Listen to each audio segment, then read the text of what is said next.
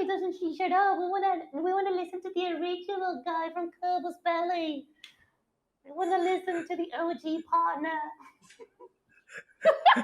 For me, it's very difficult to understand English, but if you change your voice into a little gremlin, Yeah, I don't understand nothing. I'm going for mono mode. Welcome to the crossover event of the season, Corner Case, Intimate Fireside Chat with Corvus Belli. Roll that intro. Welcome to Corner Case. You're in the hobby corner. I'm your host, your fantasy aficionado, and your best friend, Deck. You're about to watch a discussion between myself and part of the creative team over at Corvus Belli. I reached out to them about possibly being able to discuss Warcrow, the creative development and process around developing Warcrow with them, and they graciously shared their time and effort to have that discussion with me. In the future, I'd like to make more of this content, so if you like this content, if you want to see any specific discussion around the game design, about the art direction, this video is already about like an hour or so long, and I still feel like we could have talked about way more. So I think I would like to continue this type of content in the future. So please let us know exactly what you want to see so we can make these just as educational and entertaining for you as they are for me. With that being said, we have Hoopoe, who is the narrative designer, and we have Al, who is a co-founder and art director. So absolutely great contributions to the community from these two people. Hoopoe, you might have seen on the Whispers of Lindworm. If you're new to Warcrow, we did our best to recap before the discussion, so please enjoy that. Again, massive thank you to Hoopoe and Al for sharing their time and expertise. This is a pretty rare look into what it is like to develop these games that we love. And, one big takeaway, it's easy to be critical on the internet. It's easy to fall into the strict consumerism of our hobby. It's hard to remember that there's a person on the other side. There is a team of creative and passionate people on the other side. Sometimes we don't agree with the decisions that happen. And this is not about anything in specific, but, one big takeaway from this discussion is the people who make these things are excited, they're passionate, they just want to make a good product for everybody. So if you're down with that, please enjoy this content and please support us in making more by leaving comments down below. I don't want to take away any more time from this, but if you do like the content, please like and subscribe. Join the Discord, join the Patreon if you would like to, and let's jump into it. Yeah, I have a video planned. I just I can't remember the source material, so I've been having to dig that back up. But I saw or read something once about like the history of representation of like women of older age, and it's about how like historically the representation is normally like the witch or the hag archetypes. Yeah. Which kind of reinforces like the conventional like beauty value Definitely, of women. yeah. So that's like kind of the significance, I think, that like the audience needs to be educated about, but I just didn't find that in time for that one video, so I'll do it again like later whenever I find that. But I'd already let that video sit for like 2 weeks, so I just pushed it out. Well, I really liked it, so thank you. It's nice that you're noticing those things, because definitely there's a purpose behind those choices. So oh yeah, I mean, I also feel like it's, you ever hear that saying, there's no good or bad news, there's only news? yes. And so yeah, I really believe I believe in that. And when I posted that video too, I was giving everyone the once I did bad, and that I heard ever, but twice I did good, and that I heard never. Mm-hmm. And I think that's just kind of the nature of the internet. So I want to be positive, everyone is kind of, yeah, definitely. they like to be a little negative. It's like not. It's like spreading around, not even bad news, but feelings like complaint, discomfort, unsettlement. That is what people normally go for, because that's what generates more impact and feedback, and that's what the algorithms like. So I'm absolutely on the same page with you. I'd rather have more positive oriented posts and comments, and just simply think nice things to say to people. So I like when videos and reviews and comments focus on the positive, which is not That does not mean that you should hide the flaws of something if you believe it has them, but it's just it's a different approach. That's what it is.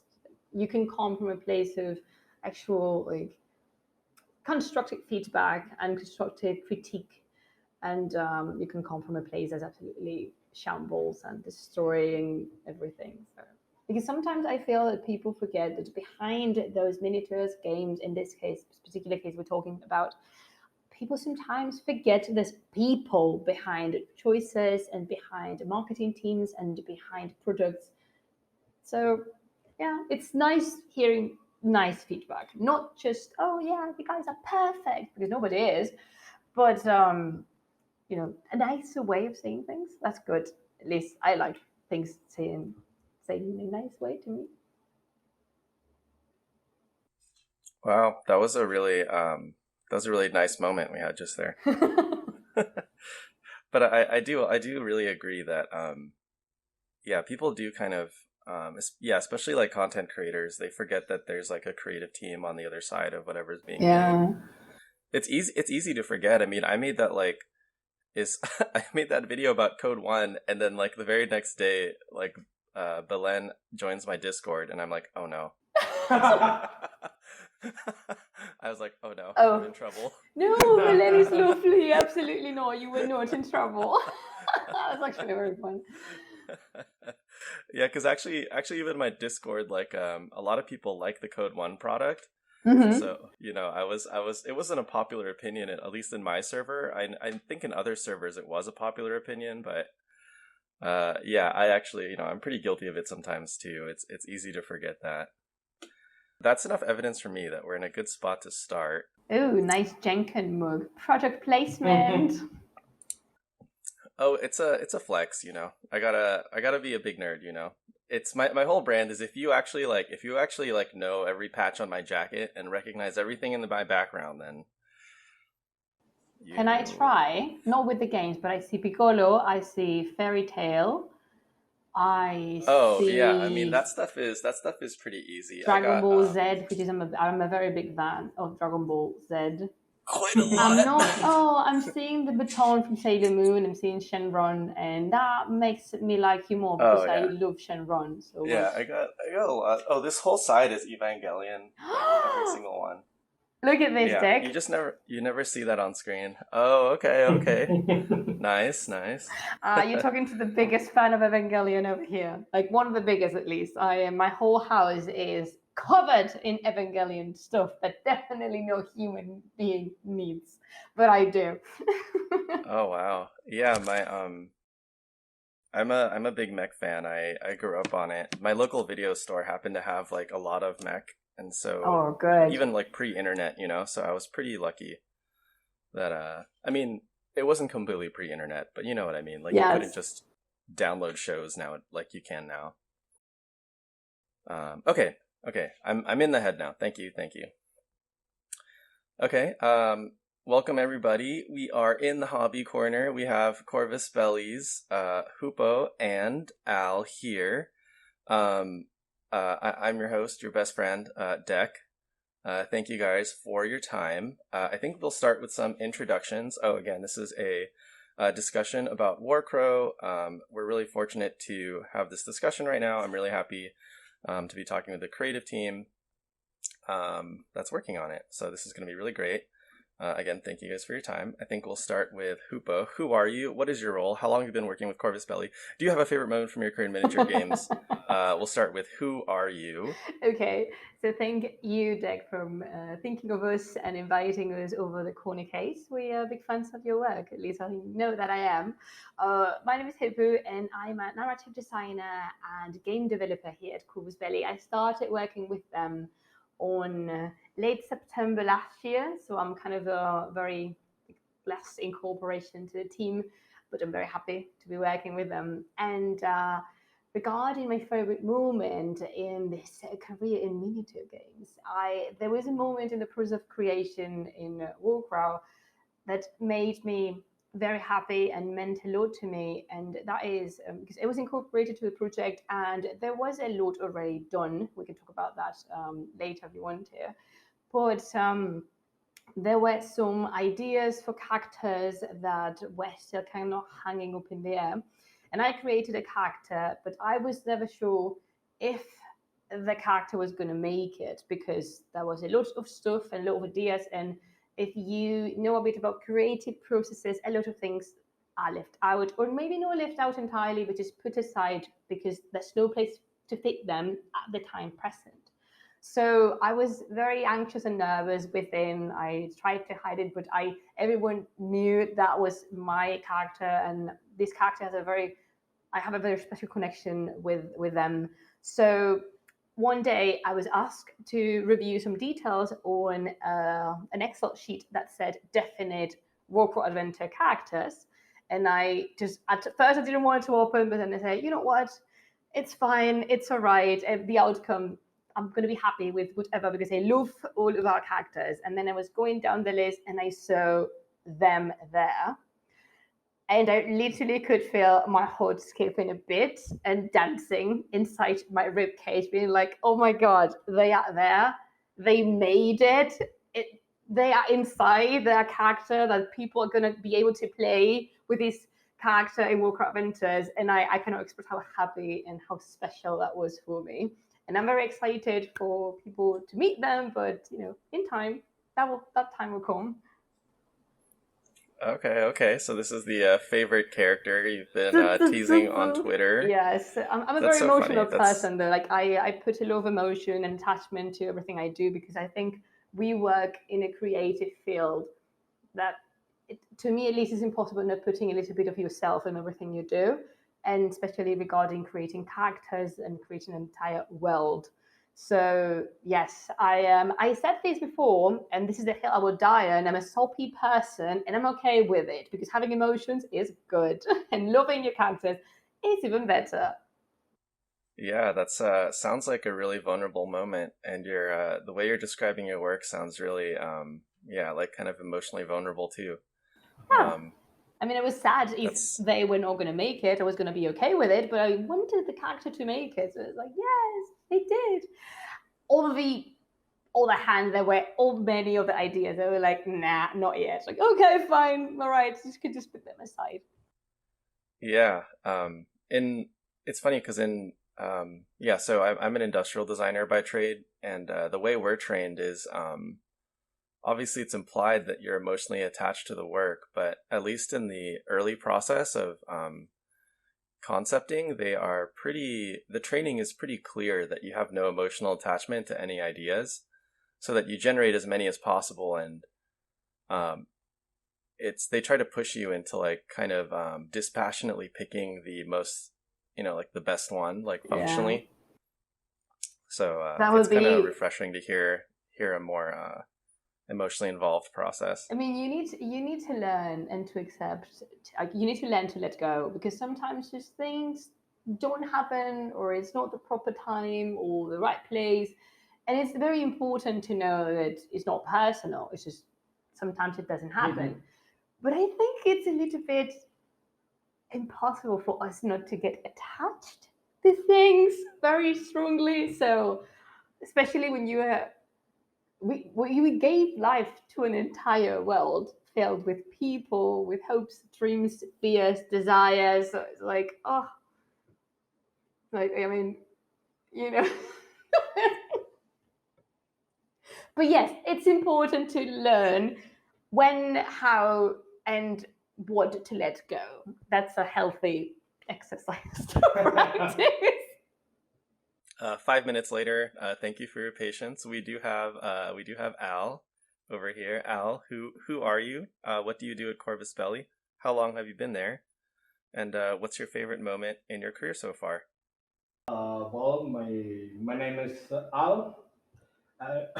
I'm one of the partners of the company.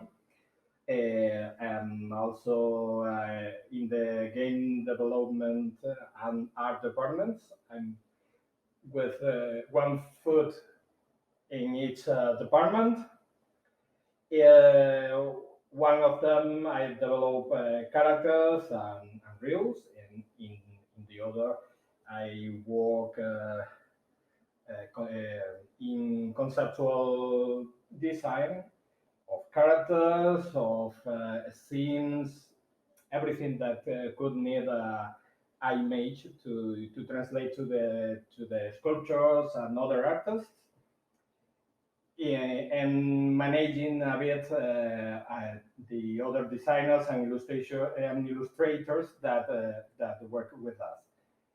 I'm in Corvus Belli since 2005. That was when we launched Infinity 17 years ago. The OG guy. Like we have one of the Wow. originals here. Half-Life. Half a life, yeah. And about my favorite moments, I have many. Every time that we start working on a new project, it's a moment of excitement, and I love it. These feelings. But also when we go to a convention or a meeting where the fans of our products come and talk with us about how important is your game to them, that's wonderful. That's my favorite moment in my career. Oh, that's this discussion is so heartfelt already. Thank you so much for sharing that, Al. Also, I think Infinity Miniatures are I think widely regarded by a lot of people as some of the best, if not the best products on the market. So you should be really proud of your work. Yeah. Right. You're coming in so humble and heartfelt. This is just this is so great. Thank you so much. Thank you. Yeah, I'm so excited right now. This is really great talking to you. No, I don't know what else to say. This is so nice, and I know that the audience at home watching will, this is just a really man. I feel like we're all best friends already. Yay! So at this point, let's summarize what we know about Warcrow up to this point. Okay, so Warcrow is a new fantasy universe created by Corvus Belli. It's it's an original work from us. And we are preparing, right now we're working in two products. One is a dungeon crawler game that's going to launch through a Kickstarter campaign. That is Warcrow Adventures. And we have Warcrow, the war game, that will come in a little later than the dungeon crawler, like around the year 2023. And so far, we know we're situated in a world that has two moons, the beautiful Celeste and Lusta satellites, and this world is affected by the presence of a shard in the sky that makes magic more powerful or diminish its power, depending on how close or how far the shard is to Lindworm. This is our, I think I didn't say that, right? So it started, but the world is called Lindworm. Warcrow is not the name of the world, as some people think. No, Lindworm is the name of the world. And in this world, there's something that has popped up in this new cycle of magic that has started, which is a mysterious fog that's just around. And that's never happened. It's something completely new. It's a new phenomenon for the inhabitants of this world. And different nations that are formed by different races and different creatures, basically they're going to interact with the fog and between themselves in this setting that we are preparing. And so far we know already some of our protagonists, some of the nations. And Ezra, do you want me to go over them, or because you're talking about a world that I love, so I can't keep talking for a very, very long time. No, I think you've covered the characters in your Whispers of Lindworm series. I think what we'll do is we can show some of them on screen now. So I'll just edit them over some of what you're saying, and then yay! Our beautiful family. Oh, I love them. Yeah, viewers at home can catch up in a little bit more detail. Hoopoe has a few videos about Lindworm already, the Whispers of Lindworm series, for those who are unfamiliar. I'm assuming if you're watching this video, you're probably already familiar, but if this is your first encounter with the game at all, then check out the Whispers of Lindworm series. We'll have it linked in the description, and I've got a couple videos about that myself, actually. Okay, cool. Thank you for catching us all up on the world of Lindworm. I love how you pronounce things. I love the effort you put. I'm really sorry. I have to say, maybe cut this out if you please. I don't mind, but the way you pronounce Soka is just like, yes, thank you. Thank you so much. Yes. Because I just see the effort, and I understand that saying Yalnavaoth is a little bit difficult coming from an English-speaking perspective, but still, you try so hard, the same Darach, and it's just like, thank you. I appreciate the effort. I just do, like a lot. It's just because these are the name of our children. I like them being. So we need to. Yeah. Well, there's a very funny anecdote on that, and that is that. Okay, so the world of Lindworm has a lot of places and a lot of people and a lot of names, but sometimes when people name those elements, they do not think of saying them out loud, and that corresponds entirely to me. So when I am confronted with a list of names, and we use a variety of inspirations for the names and the alphabets and the etymology of the words, so I don't know all of them, and I see something written down, and I was like, oh, damn, how is this pronounced? And you go to the authors and ask them, and they're like, you know what?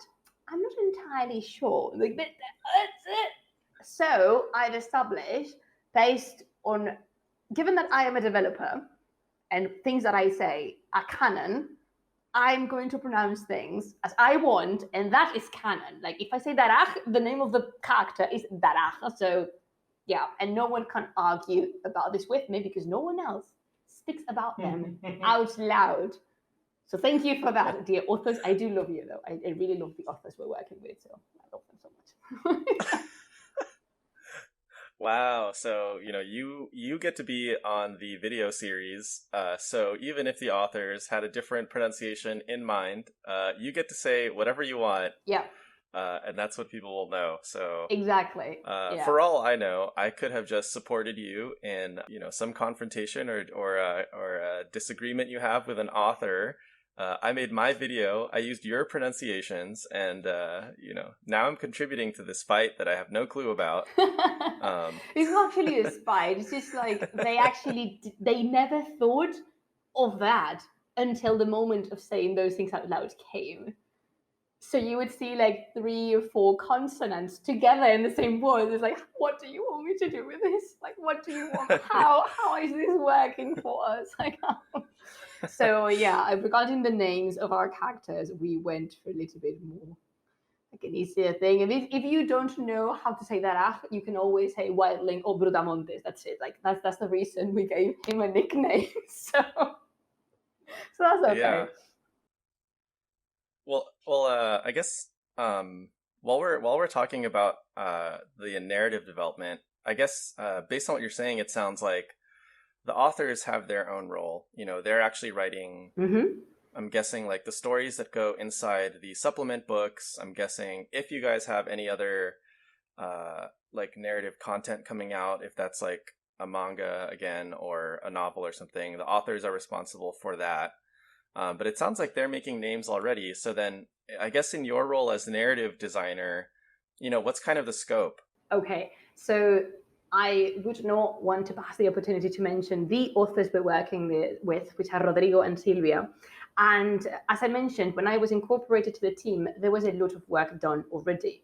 And the world itself was already being created. Lindworm was already existing. Maybe not everything was named, but the nations more or less were clear already. The separated nations were clear. And the stories and the history of each nation was, again, more or less, I'm saying more or less clear because everything's a very big work in progress. And to this day, we're still working in the background of some of the nations. But basically, they were already established because Silvia and Rodrigo had worked on them and they had given names and background and history and everything to them. So when I came, the world was for me to meet and it was beautiful. I remember that it was a little bit daunting, I'm not going to lie, because everything was established enough for me to know, okay, I need to learn this, I need to absorb this, I need to be part of this somehow, because there was no much, they were not thinking about much room for change, because actually Lindworm comes from the minds, not only Silvia and Rodrigo, but there's many people involved in the creation of Lindworm, and this person sitting next to me is actually almost the original father of the world, because well, one of them. One of them, yeah. One of them, because all the partners and Jesus, the director of the project. Hello, boss. We work before start with Rodrigo and Silvia, establishing a kind of basements. Yeah, the founding stones of the world. Foundations, Yeah, maybe? foundations. Yeah. Foundations of all the universe, all the things that we want to see inside this fantasy. Yeah, there's a lot of people involved in this, like all the partners, Jesus or V, as you might know him, and there is, because there was always this will to create fantasy from Corvus Belli. I think we've said that in multiple occasions. We always wanted to, and they started working in this world. And but what I wanted to tell you to tell is that you played in Lindworm. Yeah. In an early stage version of Lindworm. In many iterations, different iterations of this set, and because I started to play the world with my party, I don't know. Is it Dungeons and Dragons? Is it D&D? 7 or 80 years ago. Is it D&D you played? Yeah. Mm-hmm. Mostly D&D, not every system that the party wants to try this day, but mainly D&D 5th edition.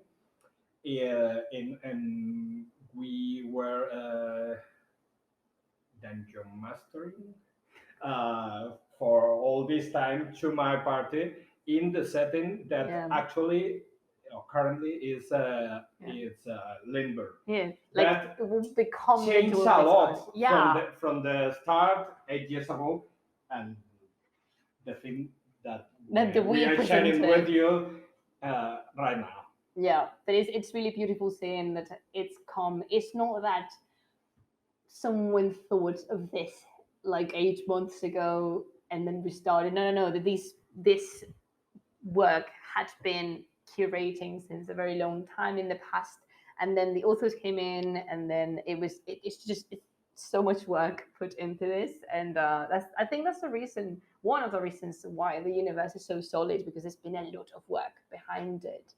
And what Jesus, Silvia, and Rodrigo, and other partners were very much involved in the creation process.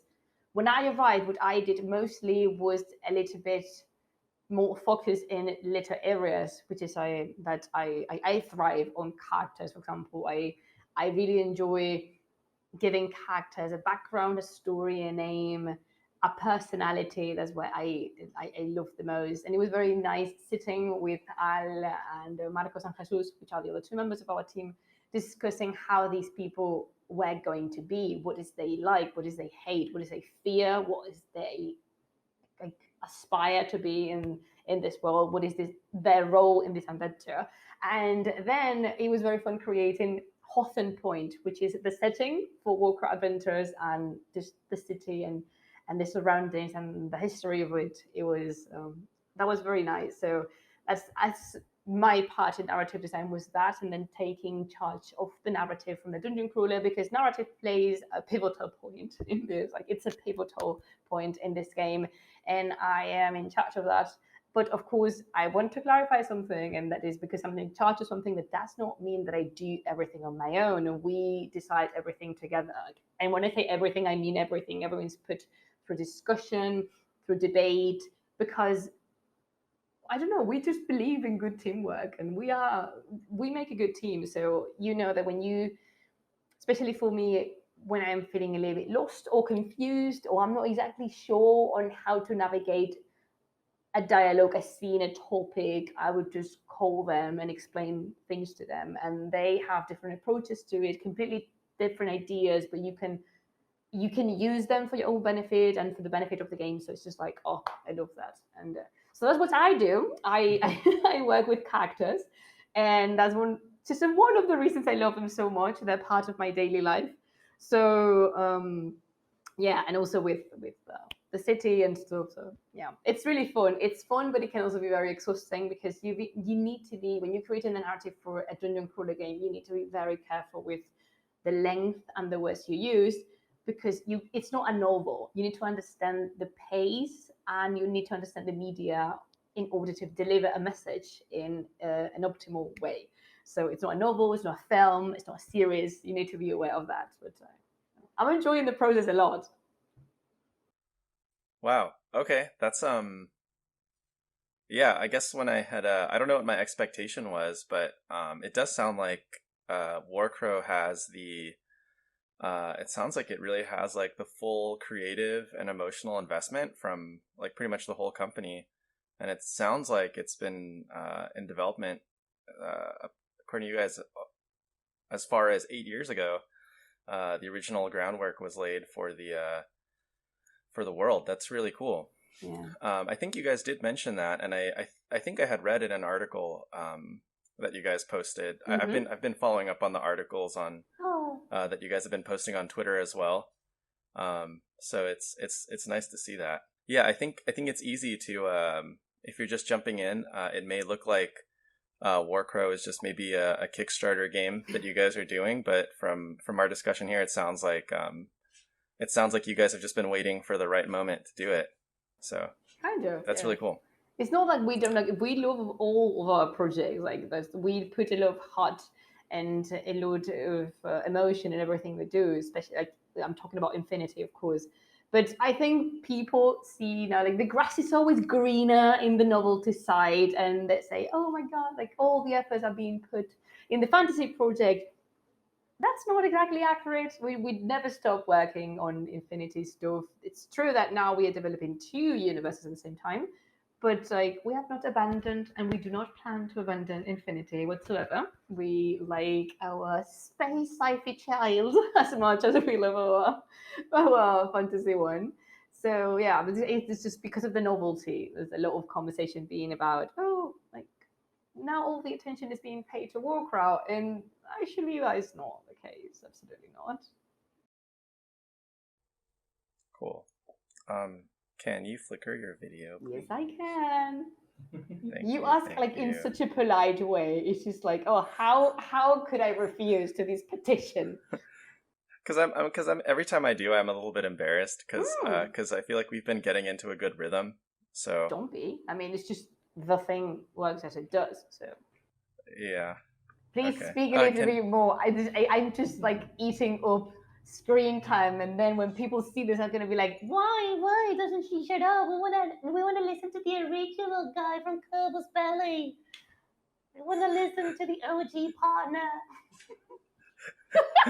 For me, it's very difficult to understand English, but if you change your voice into a little gremlin, Yeah, I don't understand nothing. I'm going for Ramono mode.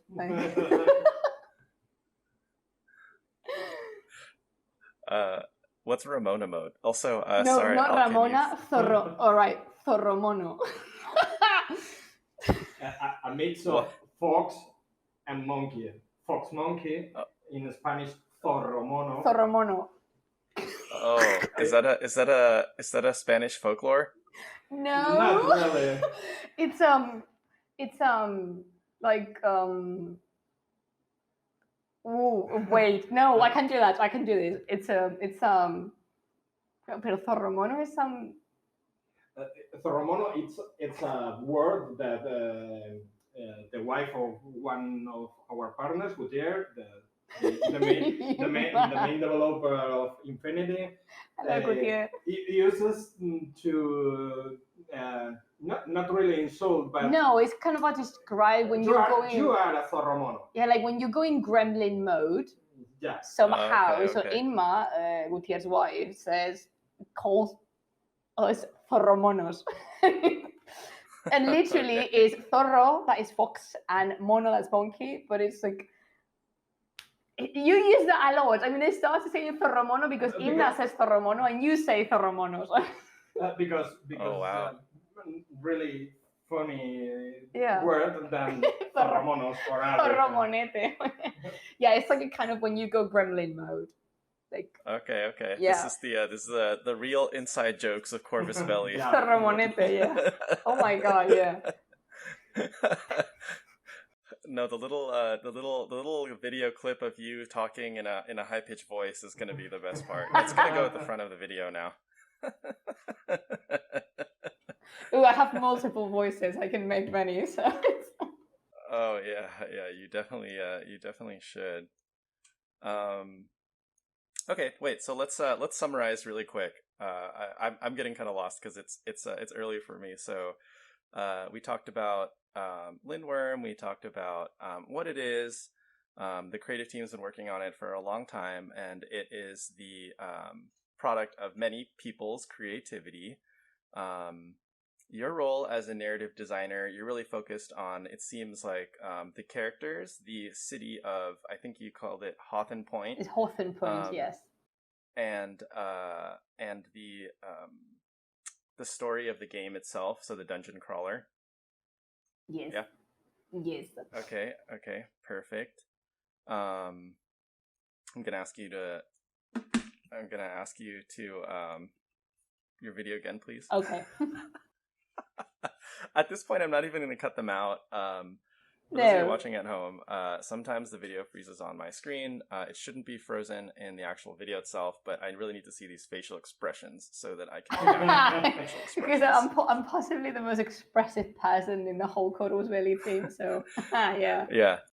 Yeah, the eyebrows are like going up and down a lot. Oh yeah, my eyebrow game is on point. I for those of you watching at home, I triple and double dare you. Triple and double and triple dare you. I cannot speak English for saving my life. I dare you to keep count of how many times I raise my eyebrow through this video. You're gonna be lost in minute 3. All right. Okay. Hoopoe eyebrow drinking game. There you go. That's the. I'm not saying drinking game because I'm not encouraging anyone to drink, but you can just take a sip of whatever you fancy the most. That could be tea, like me. So. Okay. Okay. So Hoopoe, tell us about your challenge in creating a world that is recognizable to fantasy enthusiasts, but still unique. Okay. I guess from the narrative design standpoint. So the challenges have been many, and also since you mentioned that many people is involved, so it's not just up to one person to decide. We try to create everything based on a consensus and everything, like at least the base work that everything is happy, like everyone's happy about it, or at least they enjoy it, or because if we like to, like, we argue a lot in here and we discuss a lot because if something is not clear or if someone thinks there's a better way of approaching something, we do. And it's a complicated path to walk because you want to put your own trademark on it, but also you don't want to risk it too much because you don't know how the product is going to be received. It's very difficult to predict that. And sometimes audiences surprise you. They really embrace change and they love it. But some other times people are really fond of classical archetypes, which have been working, are respectable to use. So I think we managed to give our world these novelties. It has enough novelty for it to be different to other products, yet it has enough classic and traditional archetypes to be recognizable. For example, we have dwarves, elves, and orcs. That would be the classic archetype part. But we also have a new race, which are the Barang, and that's completely new from Corvus Belli. And some of the elves do behave differently. We have 2 types of elves in our world, and they behave quite differently. The mindset and their goals and their behavior is very different from each other. We have Naira on the one hand, and then she represents the Aistari elves, and then we have Whiteling that represents the Sienan, and I don't know. I'm really happy with the result, and I'm really happy with the little bit of a twist that we've given some of the nations. Starting for the with the dwarves, because everyone out there that has gone through my social media knows how much I love Soka. And normally the dwarves are a passive society that stay within their mountains, minding their own business and not engaging. We created a nation that does engage because the Titans of Mount Haven will engage, starting with Soka. That's one of our little protagonists. Pun not intended with the little thing. She's young. That's the reason I call her little. And I don't know. I think overall I'm really happy with the layout. Although this is not like, for me, it's not an answer, but like yes or no. Yeah, there's been challenges, and there were some parts that we were not sure were going to work out, but they have. And for me, something important is that the world is coherent with itself. We gave the world certain aspects that we need to stick to. It's like, for example, if I'm saying that the dwarves are gonna go outside and they're gonna confront these new menace and all the nations, we need to stick to that. We cannot make then a narrative for the dwarves that is like, yeah, they go out, but not much. It's like, no, they do. They do. We need to be coherent with our own speech. So Okay, sounds good. I'll summarize that, I guess. So it sounds like you guys included recognizable fantasy races and then differentiated by creating different ones. I think you called one the Barank. Those Barank, yeah, the Barank. The Barank are the nation of the northern tribes is formed by an alliance, temporary alliance of orcs and Barank, and they go together. They travel together. They work together to be stronger and to face their enemies because they're not that strong by themselves, but together though. Okay. Wait, is this something I missed from like yesterday's upload? I haven't caught up yet. No, don't worry. It's fine. Oh, okay. So we're getting news here first. Okay, thank you. Okay, I wasn't sure. It was. I felt like you were challenging me. I'm like, wait, no, challenging me, like making sure I watched yesterday's video already. No, we spoke about feudum in the last Whispers of Lingworm, but we mentioned briefly the Varank in the very first or second. I think it was the second episode when we introduced all the nations, and we mentioned that orcs and Varank travel together, and I think it's important to remember that they're not the same race. The Varank are one thing and the orcs are other, and we're excited to tell you about them in the future. Okay, and at missing that big hand gesture, can you flicker your video, please? Jazz hands. I only saw the jazz hands from Al's screen, so I'm like really disappointed that I missed that first hand now. Oh no. It's okay. Hopefully I see it later. Wait, so we talked about fantasy races. I guess I have I'm going off the script a little bit here now. A question about classing. So is this like a traditional fantasy game that also or RPG game that also has like a traditional classing kind of system, at least in the dungeon crawler? I don't know how you would do that in tabletop, but like, oh, this is the right question. Oh boy. Lots of eyebrows. Oh boy. Well, I don't think it's that crazy of a question. You know, there's like the Elven Ranger. No, yeah, definitely. I would say it does. We have the classic.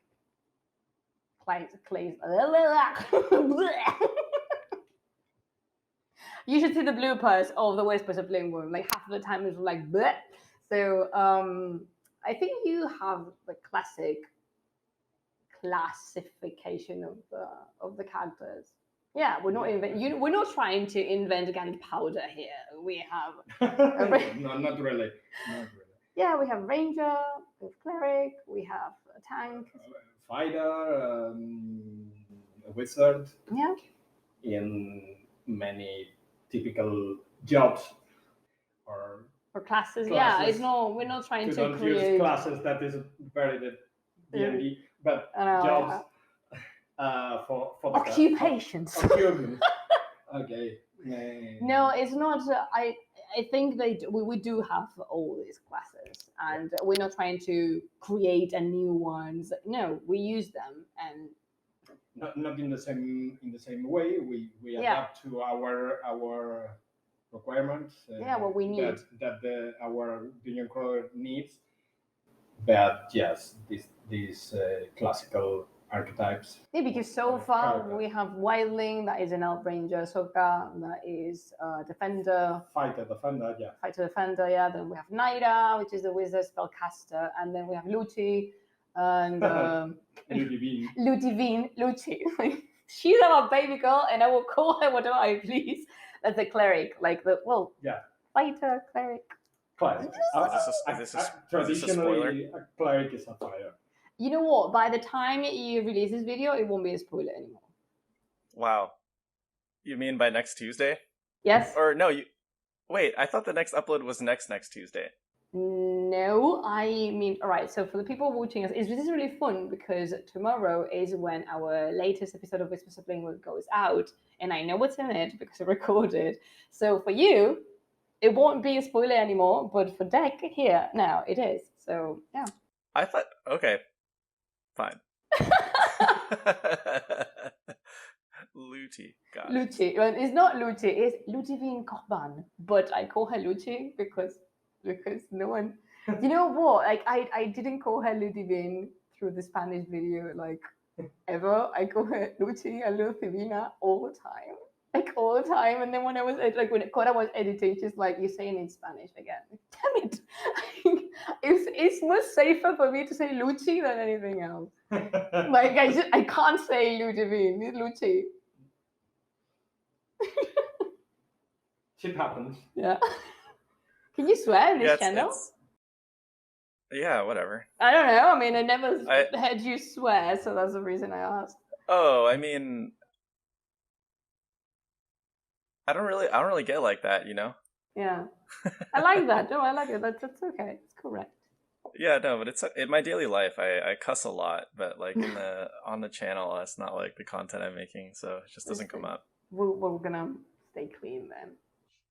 Oh, it's okay. I mean, I'm gonna watch this recording a ton later. I'm guessing I'll pick up all the Spanish curse words pretty soon. So. Oh, definitely. Everyone knows it. We're not cursing though. We're very the next email you get from me is just gonna be like all bad words. And in the end, you will sing a Thoromono because that's what we taught you today. Yeah, no. Yeah, Thoromono mode. Yeah, no, there's a lot of in Corvus Belli. We need a Thoromonete. Like, I don't know how would I ever like a plushie. Oh no, I won't. Don't start with a plushie thing because there's a character I want a plushie of, and they won't give it to me. Sorry, I can't remember the name of your tentacle creature. Lola. Oh yeah, there you go. That's the plush you wanted? No. Oh, that just seems like what you would want.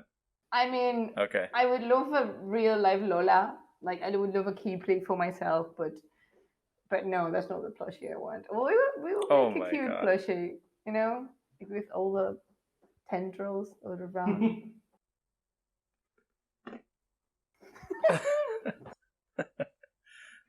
Are you comfortable sharing any of the ideas that may have been left on the cutting room floor? Regarding the narrative, you mean? Yeah, regarding the narrative. So, okay, so when we discard things, we actually don't discard them. It's just, as I mentioned before, is that we don't find a place or a time for them at the time being, but we like to keep them on the freezer, as we call it here. Just put it in the freezer, like just leave it there, because maybe on the future we find that perfect spot or these perfect circumstances. But there were some races that didn't make it. At least they're not included now. We were thinking about creating a nation of halflings, and that, for example, didn't happen on this first stage of the Warcrow universe. That's something. But again, nothing is discarded entirely. So I was actually going to ask specifically if you guys had halflings in the world. Not yet, not right now, and who knows? Maybe in the future we find a place for them, but we don't. Not at the minute. Not really. Not right now. Not right now. They have not space in our scheduling right now. Because this is something, that this is something people sometimes are not aware of, that we don't do things on a whim.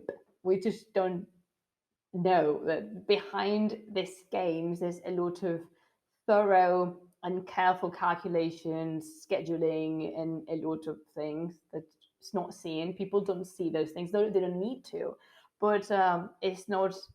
I said this like in another interview in Spanish. It's not like we sit one afternoon and say like, oh yeah, let's just design a character. Okay, I want an elf ranger and I want him to be like this and that. No. There's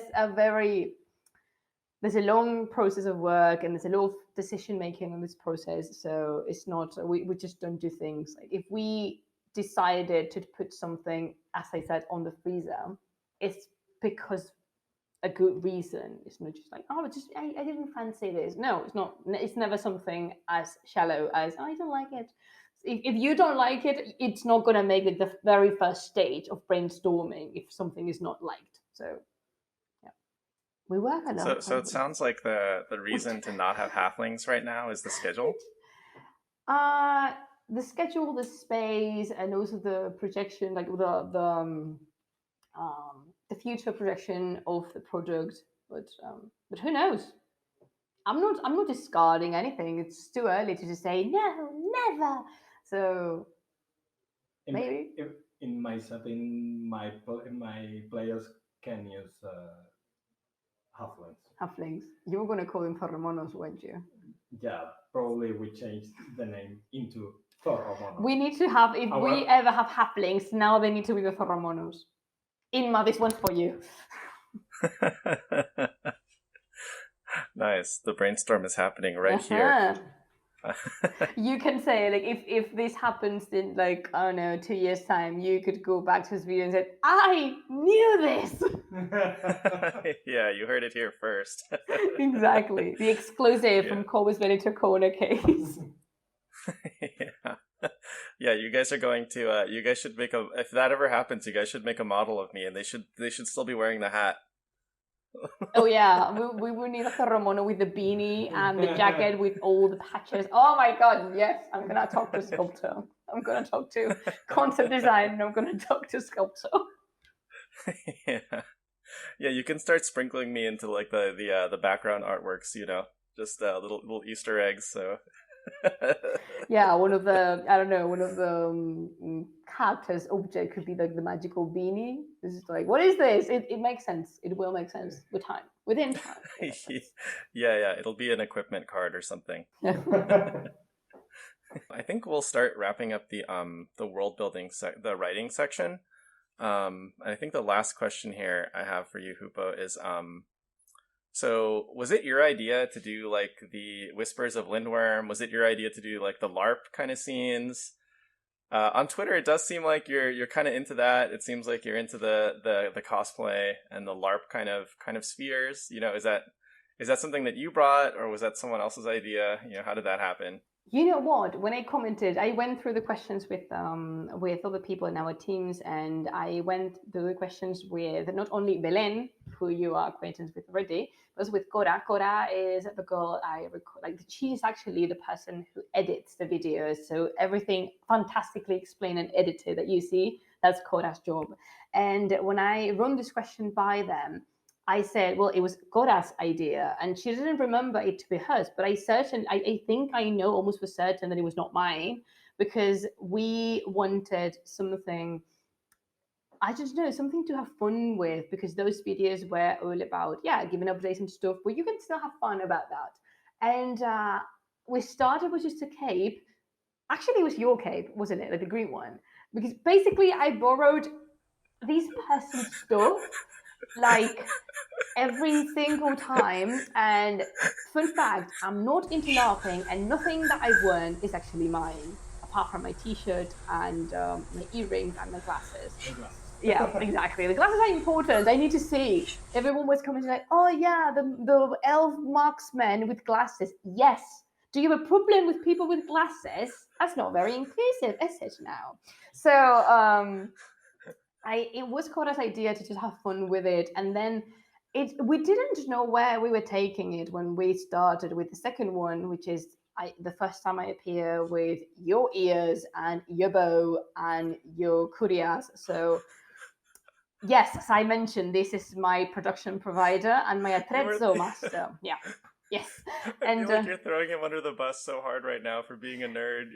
No, absolutely not. I love it. And I love, you know what, is that something very differentiating from Corvus Belli is that in all the workplaces and work environments, you would go around your coworkers asking, hey guys, does anyone happen to have a scythe that I can use in one of those videos? In all the working atmospheres, it would be like, are you completely insane? Have you lost it, woman? But here is it like, oh yeah, how many do you need? When do you need them for? And that's perfect.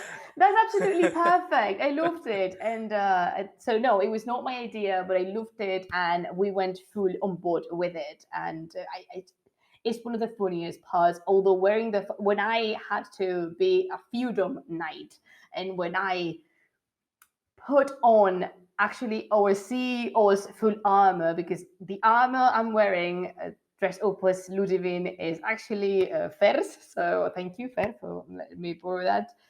It was so hot. I nearly fainted. It was so bloody hot inside.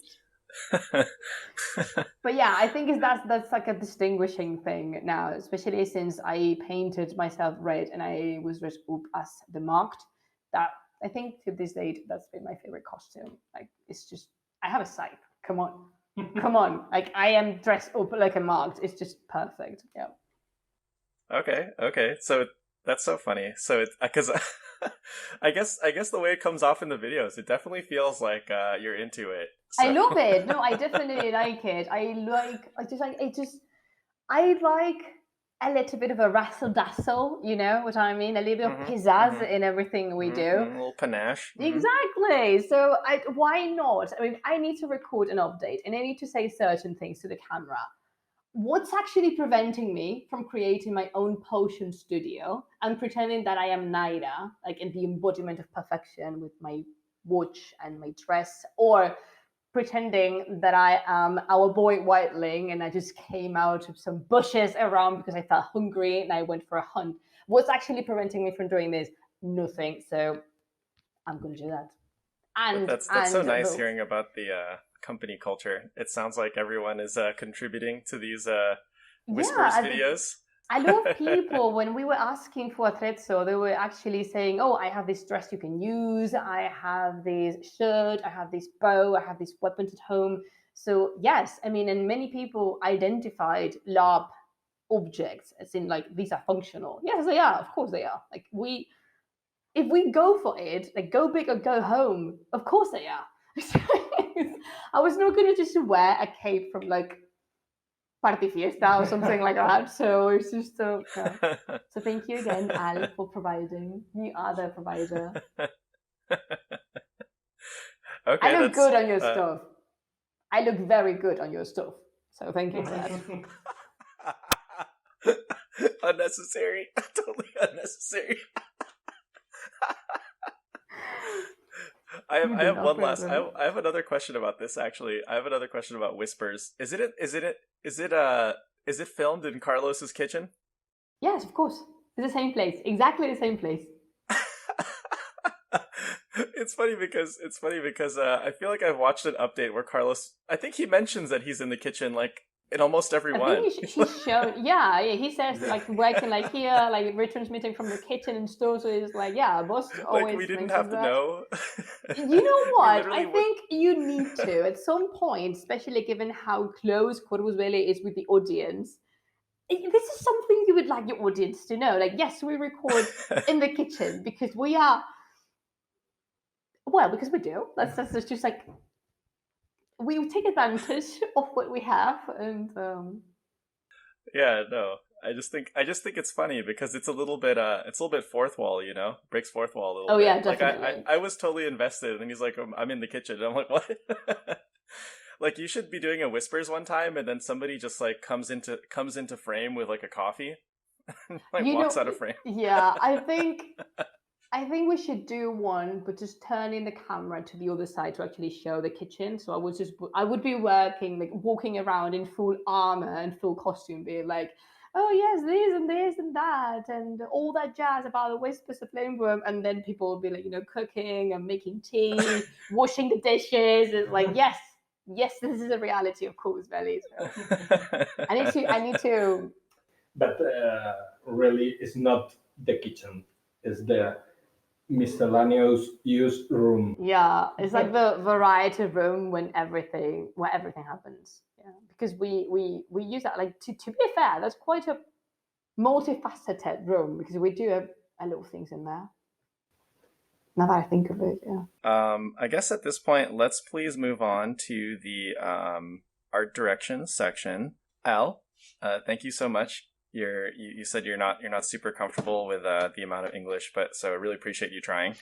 And I know that anyone listening will really appreciate the content. So whatever you end up saying, I think people are going to love it. So I guess first question, just if you don't mind, please telling us about the process of developing the art direction for the world of Warcrow. Mm-hmm. Yeah. The world building it's one of the most exciting parts of the project. Not just only about develop of the world in concept. That is the part that you were talking with Hoopoe, but in images too. Then we develop a big amount of images with other concept designers. That was Roberto and Pedro that helped Carlos and me to formalize, to translate from the ideas to images about everything in the world. We start with how we imagine the cities or the landscapes of each nation. Does he know who Carlos is? Does he know which Carlos are you referring to? Carlos, I'm sorry. Carlos is one of the partners in the company, but is the main art director of the company. We have a lot of Carlos in We Corvus have a Belli. lot of Carlos in the company. Yeah. This is Carlos Torres, that is the art director of the company. Mr. Torres. For us in this step, in the first steps of the developing the concepts about the world is have a coherence within the world itself, and a good amount of I don't know if this word is in English, verisimilitude. Verisimilitude, yeah. It's not realism, but verosimilitude. Like veracity for the sources, because we've been sorry to jump on here. We've been inspired by historical garments a lot, and that was something that was wanted for the project. And can you hear us? Yeah, I can hear you guys. Okay, sorry, because I think your screen froze for a moment, so I was just thinking, oh, sorry about that. I completely lost it. Where'd you go? Oh yeah, back. We were talking about historical garments. Yes, we were inspired by historical garments a lot, and the verisimilitude with it, like the closeness in visuals with it, was important for the development of the art.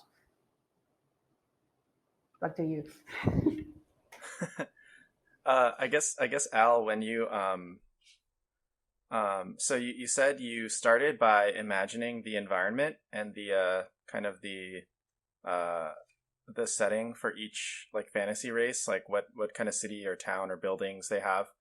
And then we talked about garments a little bit. When you start doing that, is it like you do image boards first? You collect images, or is it a combination of images and you do sketches and then you give that to your concept designers and then they do the drawings? Yeah, all these things. We have a big amount of images in some boards of images, like Pinterest, for example, where not just Carlos and me, Hoopoe, the other partners, add images to these boards, and after that we select just a little number of images that represent the bases that we want for nations, races, equipment, weapons, everything.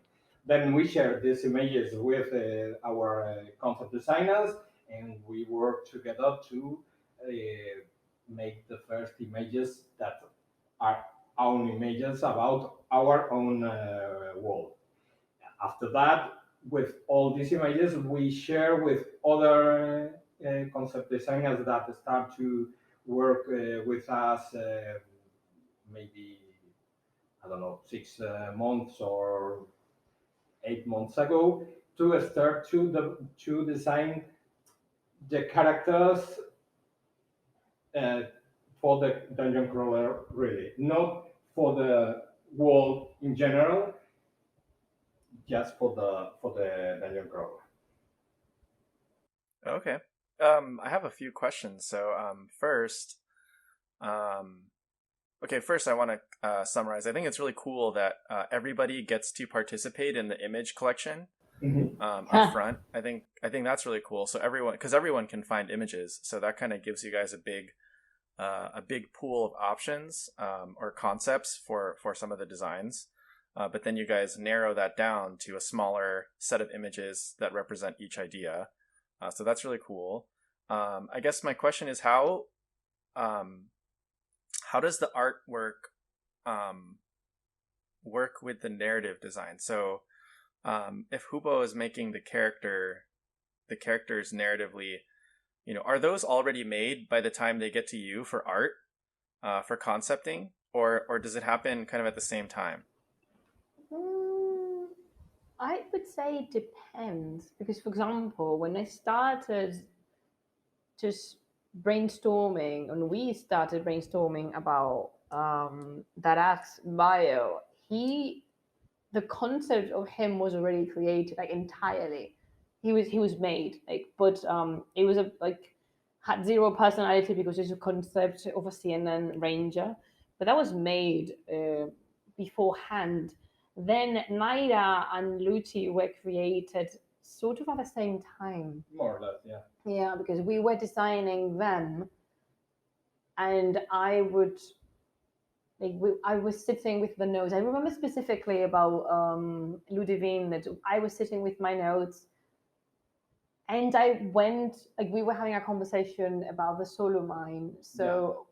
And it was like at the same time that I was writing about that reliquary, and you were drawing the reliquary. So it really depends, actually. There's not been like a set. What happened with Soka? I don't work with Soka. Roberto was the designer, but it was already. We sent him the fluff about her. And it was already made. And I think he was she written already? Like the bio of Soka, was she already written? Like, was Soka created as a character? I don't think that was.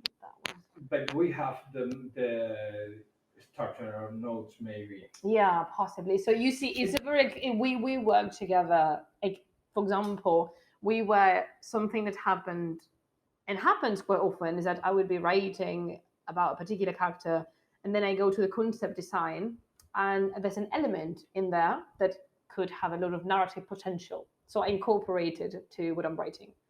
I'm thinking about, you know who I'm thinking about, and so that's something that's really fun. Or sometimes I would require the character to have something, say a scar or something they brought from home, and I say that to Al, and then he speaks with the artist, and they put the scar. I think it's a organic way to work with the main characters of the core. I think we work together with all of them, but now Hoopoe have the bios written about most of the other possible characters, and then the designers work with this info, but all these bios don't describe deeply the image of this character. Yeah. But we work with feelings that this narrative translate us, and then we design some elements that after that Hoopoe can use in the narrative to make bigger the story and the links between the image and the narrative. Yeah, to use it as a bridge for something in the character's past, or something that's it's really like a joint process, because if something is important physically, for example, if a character has again a scar or wears a particular headpiece because they belong to a that was a phone. And if the character has something that I need for them to show, a particular headpiece or an attire that is arranged in a certain way because they belong to a certain tribe or to a certain section of the world, I would make that like clear to the concept designer. But sometimes some other things just come because I never needed something, for example, I need this character to be blonde. Not really. If it works, it works. But it could be like the hair color. I needed the character. Once I needed a character to be shorter than usual because of reasons. And it's like, I need this person to be petite, not particularly like bit up and muscly and stuff. And they know and they take it. But there's always room for the artist's own creativity and innovation. Sometimes the concept designers present us things that are just...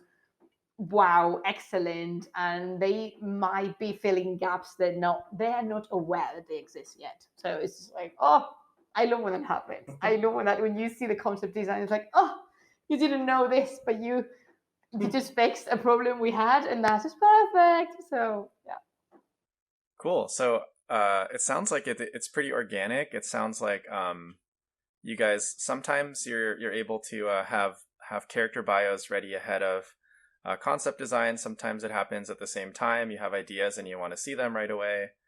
That sounds really fun. I mean, it definitely sounds like the benefit of like a tighter community. It sounds like your development group is pretty tight. You guys all work really closely together. Yes. It's really fun to hear about that. I'm sure not many people get to hear about this type of process.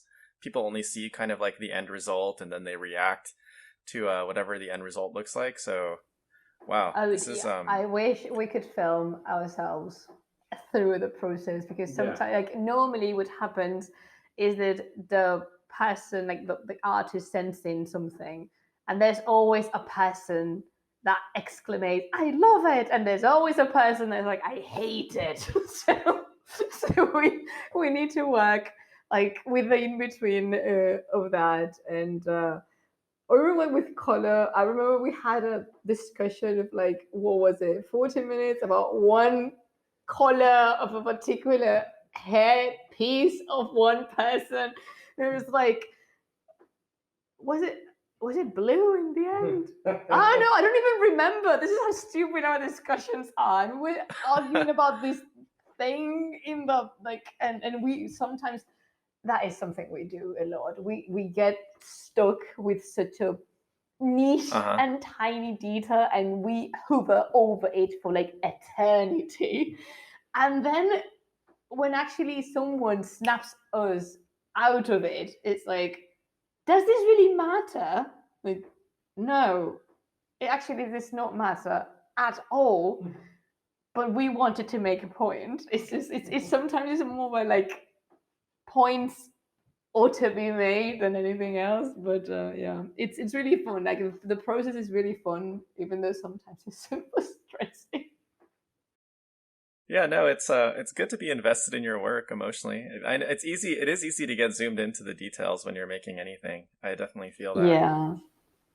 Yeah, and I mean, it's just a symptom that you guys care. So that's always a good thing. But yeah, it's gonna be so funny. That thing is gonna come. That drawing you're talking about is gonna come out, and people are not even gonna think about the blueness of No, that not part. really. That's like not the thing they'll notice at all. No, like even in the definite designs are things that you love and things that you are not entirely happy with, but no one knows. That's just like nobody knows. But like, Yeah. I'm just thinking of wildling all the time. Yeah, I'm just just thinking of wildling all the time. Oh. wait. You have a is this what is it? An insecurity about Darach? Oh, I love him. I completely love him. But I like. But I would have loved his vitiligo to show more. But because vitiligo runs in my family, and I love the elves having that kind of distinctive thing Sorry, on their is skin. a what? A what on his skin? Vitiligo. A what? Vitiligo is this phenomenon in which the melanin on the skin fades out and the skin is very, very white, contrasting. It's like you have spotted skin. Oh, interesting. So I yeah, see. I so see. that in the concept design, you can see like that super well. That skin is all marked with the vitiligo, and that's something that Okay. happens in my family. Like a lot of people actually signal it. It's like, oh wow, is that vitiligo? It's like, yes, it is. Yes, we have an elf with vitiligo on his face. Oh, okay. I was wondering what that was. Okay. Yeah. Yeah, you see it in the it's in the concept art, but it's not in the action shot, right? It is, but it's on like on the other side of the face. You can actually see he has a super tiny spot in his forehead because the vitiligo is on the other side of the face. So yeah. Oh, okay. Yeah, people always love hearing about that, how like the creators like all the little Easter eggs in the design and like how the creators show themselves in the Now I'm going to be looking at like all the Infinity models trying to recognize Al in all of them. Like zooming into the extreme detail. Like any Infinity model with a beard now, I'm just going to go look at it. Like, is this Al? Is it this one? Yeah, I some miniatures of Infinity. Oh, so Al is in a few miniatures. Yeah. Now you need to check which ones are they. Yeah. It's got to be a slightly taller model, I'm guessing. From what I can see in the video, Al, I'm guessing you're like what 6'4". What is that, like 194 cm or something like that? ¿Cómo eres de alto? 192. 181. 181. Oh, really? Okay. So he was saying your 194. laptop is like facing up, so you guys look giant. Yes. No, I'm like I am not. We're not that short. I mean, I'm shorter than you, but also because of the chair position. Also, is mine's a little bit down. So yeah. Okay. You're still taller than me. Like that's no discussion. Like that you're taller than me. Yeah, you're making him look like 120 centimeters taller than you. You're welcome. Happy to help. Al, can you clarify? You work on you approve the graphic design too. So like the way the packaging arts and the card artworks. Do you also work on that, or is it mostly the character design? Not really. The graphic design is approved and directed by Luis. That's our graphic design department director. Yeah, he's the head of the department. Yeah. Okay. For the audience, I had a question written down about. I noticed that on the dungeon crawler cards, they were designed for accessibility. So instead of just showing the colored dice on there, each colored die also has like the little letter in there. So B for blue, So I had a question about where that comes from. Does marketing ask for that, or do you guys ask for that, or does the graphic design team like already have that that in place for themselves? Well, I would say the game is corporate policy. We want our games to be accessible. That's like, there's no discussion on this. Everyone should be able to play our games. Cool. And I guess like I was also wondering if there are like other features, because I don't know too much about that. That was just like something I noticed. That I haven't seen necessarily in other games. I don't know if other games needed that. I guess like X-Wing back in the day, X-Wing had the red dice and the green dice, but it didn't say like RNG on like the cards themselves, right? They just had so that was designed a long time ago though. That was like 2013 or 2012 when that came out. So maybe I mean the audience, the comment section is going to correct me if I'm wrong anyway, but I just noticed that the system had that addressed. So, So I don't know. Accessibility is something very important to us. The same with the cards is something important. This is personal, but it's again, we all want our games to be accessible. But I have dyslexia, so being able to read the cards properly was very important to me. Like having the people like being able to read the cards and not mix with the background, or also I know I have few friends with dyslexia, so that's a thing that I know firsthand, and it happens. Sometimes it's and if we could prevent that from happening, I think that just because yes, you could say, oh, our game is super accessible, but then it's not actually.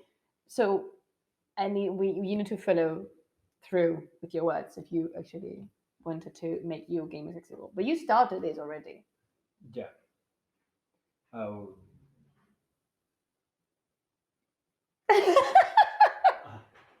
Come on in. Come on.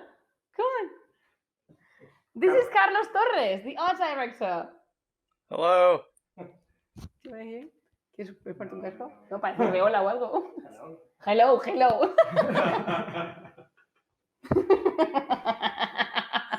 Art director and air conditioning fixer. Yeah. I know it's when you're in a small company. I know I've worked in small companies before. I remember my first design job. I think it was like maybe the first month. One of the things I had to do was paint to paint the walls. Paint the walls. Okay. We were having. When we started with Infinity, with Corvus Belli, all the partners do every task. Yeah. We sculpt, we design, we write, we found all the tasks we did.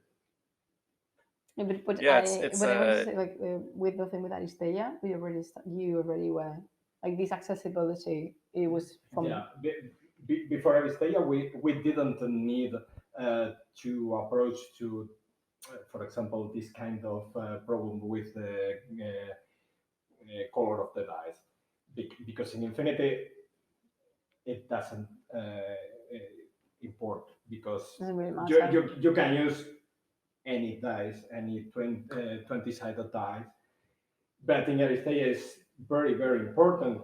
You need to know which is the red die, etc. You can know, because you can look the signs and you know that this combination of symbols is only in the red die. But we want that everybody can make this in a simple way. Then it is not a problem for us. It includes a little code to name the dice. Then it's very simply for a person with I don't know, color blindness. Color blindness. Know which is the red, the green, and etc. Yeah, I really appreciate that, and I think also it's a topic that's I think kind of important to me. Not only the color vision deficiency, but also, when as a designer who's only worked at small companies as well, it is a part of my point of view that, when you are a smaller company, design decisions are the free advantage that you can have. If you can just be a little smarter, if you can be a little bit more caring and considerate, it's the same ink on the card, so either way, like, it doesn't affect your piece price, it doesn't affect the price of the game for you to be more considerate and compassionate for others. So it's definitely really appreciate the insight there. Thank you, Al. I did just look up, not to compare, but I'm comparing. I looked up the Star Wars Legion cards just now, and they I think it does like a decent job at like being intuitive in the black and white, but they do use the colored dice as well. I was looking, so some characters might have white and black, so that's pretty clear, but some characters might have like black and red.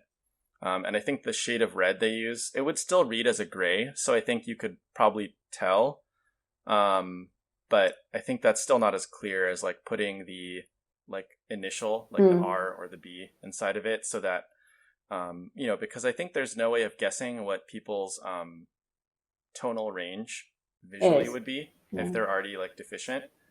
So I think I think a good practice in graphic design for print is making sure that if everything was like in black, that you'd be able to read it. Granted, that's not like one of your constraints because you're printing in full color, but I think I would use that as a litmus test for how immediately recognizable something is. So thank you for talking to us about that. It was really fun. And before the last question here, Hoopoe, video, please. I will also say, I don't know if you guys think it's funny. I'm pretty much kissing this mic the entire time, but it sounds really good. Okay, like it's gonna sound I good. really like when you just lean on the microphone like this. I really like that. It's like I don't want to breathe into it, so I've been like. No, yeah, I know. I detected the intention behind it, but it's just like a cute image having you, like, when kids actually lean on things when they're listening to you, because they are listening to you, like, tell me more. Yeah, no, I did a mic check last night, and my dog was actually barking, and the mic didn't pick it up. Yeah, so I'm using this mic on purpose. It's not loud over here, but it's really good for like only picking up vocals and nothing else, but it does have to be inside my mouth, so. Whatever you fancy the most. Okay, well, we'll do, I think, another question in art direction, and then I'll bring my dog out for you. I see. So I guess Al, what are you most proud of right now in your work for Warcrow? It's very difficult, but I think. I'm most proud of the work of defining the races and the cultures, in especially the CNN and the races of the northern tribes, the Barang and the Orcs. That, curiously, these are my preferred factions. But what a surprise! Someone saying they like the CNN. Oh my god, I did not see that coming. Wait, so am I gonna know about this CNN tomorrow, or? No, you're gonna know a few tomorrow. Yeah. Oh, okay. So I'm excited about the Varank then, now that you're mentioning it, because usually I'm not like the player who plays orcs. Like in Infinity, I'm like not super interested in like Morats or anything, but if that's your baby, if the Varank is your baby, I'm gonna look at it a little bit hard, Yeah, is there something that you feel comfortable sharing that you like about them, since they are not yet revealed? Yeah, I think I can send you some images about. Yeah, sure. Oh, so you're gonna get exclusive content. Oh boy.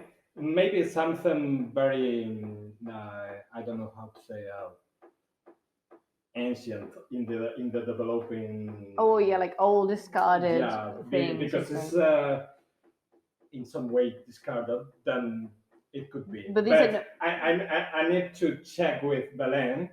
And this would not be able to be shown on screen in this video. So. Oh, okay. That's fine. That's fine. But that's exciting. Well, I'll if you end up being able to share it, I'll just talk about it somehow.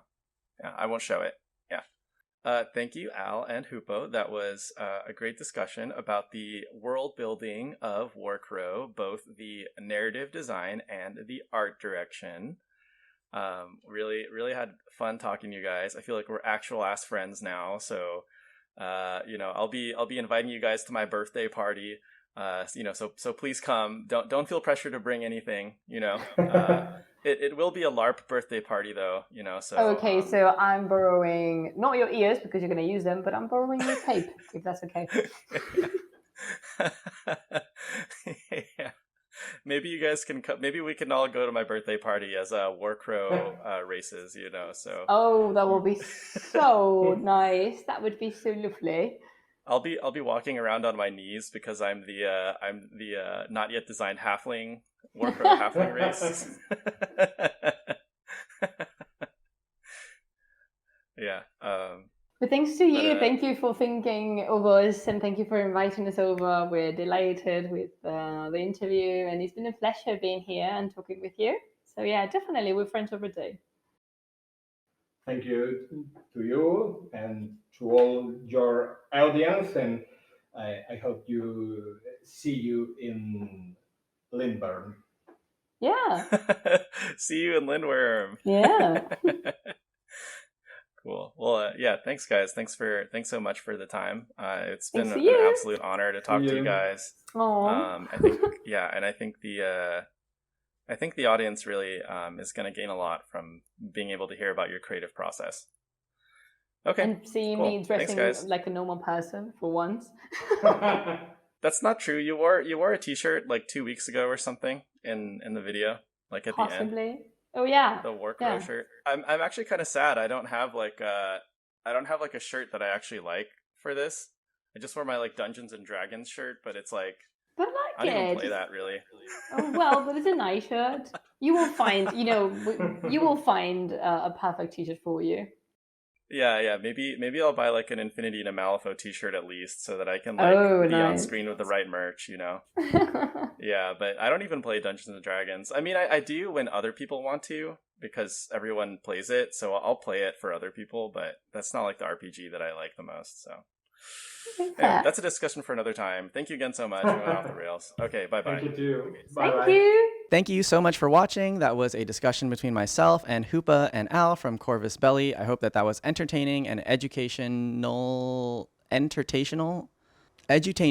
to you guys. Please like and subscribe. We love you. We're always desperate. See you guys next time. Bye-bye.